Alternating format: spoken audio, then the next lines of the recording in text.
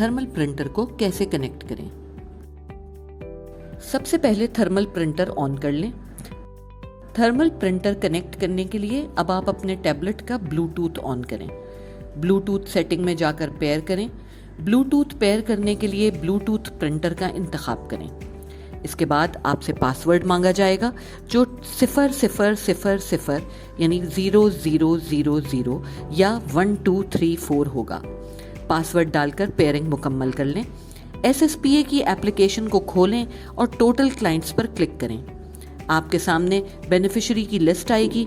इसमें से जिस बेनिफिशियरी का प्रिंट निकालना हो उसके डिटेल के बटन पर क्लिक करें।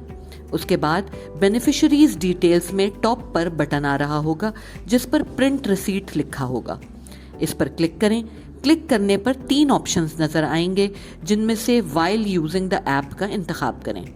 इसके बाद इसको अलाउ करना है जिसके बाद प्रिंट निकल आएगा।